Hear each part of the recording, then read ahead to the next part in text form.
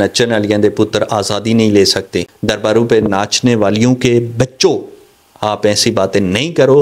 मैं सिर्फ इतना कहना चाहता हूँ कि आज जो पाकिस्तान में हो रहा है तो क्या ये हम सब का काम नहीं बनता? क्या ये तहरीक लब्बैक, जमात इस्लामी, इनका काम नहीं बनता कि बाहर निकल के इसके लिए आवाज़ उठाएं?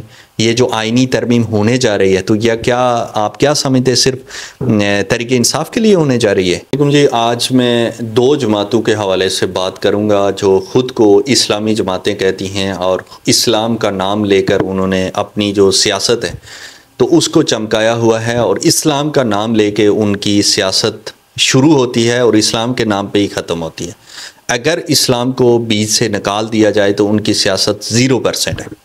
लेकिन जहाँ पर अपना मफाद होता है तो वो इस्लाम का नाम यूज़ करके अपना मफाद हासिल करते हैं, लेकिन जहाँ पर आम पब्लिक का या पाकिस्तान का मफाद होता है तो वहाँ पर वो अपनी ज़बान बंद रखते हैं और किसी किस्म का कोई एहतजाज कोई चीज़ नहीं करते। पाकिस्तान की सुप्रीम कोर्ट में एक केस लगा हुआ था 63A।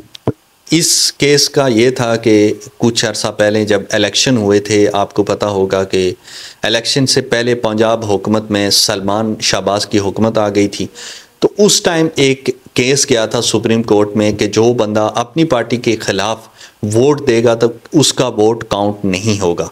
तो ये केस सुप्रीम कोर्ट ने कहा था कि ये ठीक है, इस तरह से करके तो मंडियां लगती हैं और ख़रीदे जाते हैं जो मेंबर असम्बली होते हैं, तो उसके बाद से किसी भी दूसरी पार्टी को वोट पड़ जाता है और उसकी हुकूमत बन जाती है। ये केस हो गया था और इस पे अमल दरामद हो के तो ये कहा गया था कि आइंदा जो बंदा भी अपनी पार्टी के ख़िलाफ़ वोट देगा तो उसका वोट ना काउंट होगा और उसके बाद से वो नाअहल भी हो जाएगा अगले इलेक्शन तक के लिए।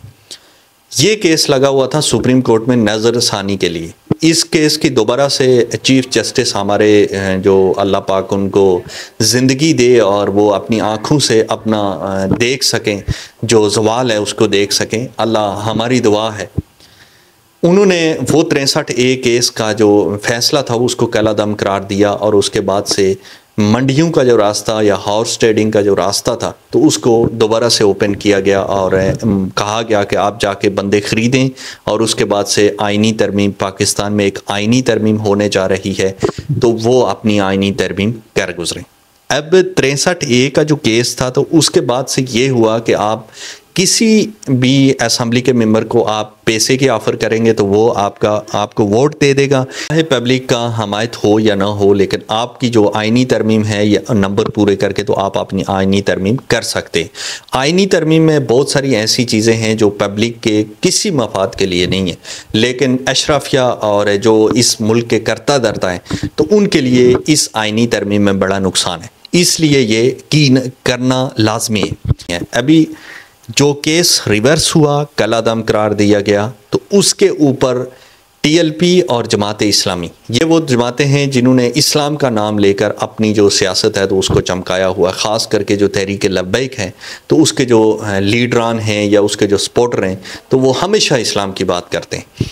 इसके अलावा आपको पता होगा कि ये जो इलेक्शन हुआ 8 फरवरी को वो पूरा का पूरा मतनज़े हो गया। पूरे इलेक्शन में तहरीक इंसाफ को ज़्यादा सीटें मिली जिनकी हुकूमत नहीं बनने दी गई और ऐसे चोरों की हुकूमत बना दी गई जिनको सब चोर कहते हैं। कोई भी शख्स ये नहीं कह रहा कि ये लोग ठीक है या इलेक्शन ठीक हुआ, लेकिन आपने पूरे देखा होगा इतने अरसे में कि तहरीक लब्बैक ने कोई धरना नहीं दिया, इसके ख़िलाफ़ कोई एहतजाज नहीं किया।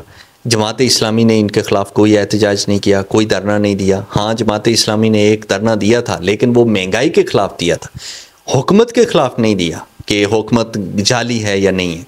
मैं सिर्फ इतना कहना चाहता हूँ कि आज जो पाकिस्तान में हो रहा है तो क्या ये हम सब का काम नहीं बनता? क्या ये तहरीक लब्बैक, जमात इस्लामी, इनका काम नहीं बनता कि बाहर निकल के इसके लिए आवाज़ उठाएं?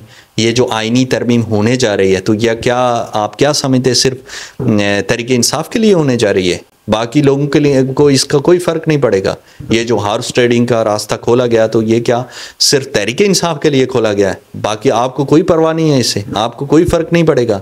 चोरी होती रहे, बेशक हमारा मुल्क लूटा जाए तो बेशक लूटा जाए। आपने सिर्फ जब तक आपको पीछे से चाबी नहीं आती तो आप नहीं बोलेंगे।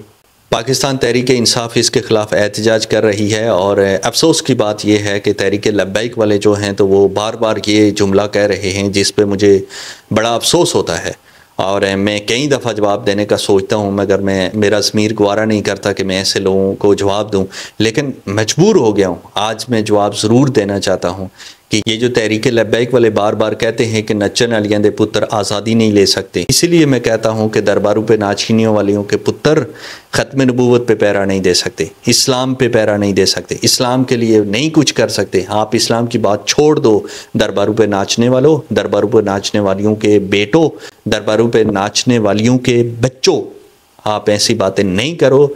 हम भी जवाब देना जानते हैं, लेकिन आपके लीडर कंटेनर पे खड़े होके तो ऐसी बातें करते हैं। यार कैसी बेखुदगी आप फैला रहे हो।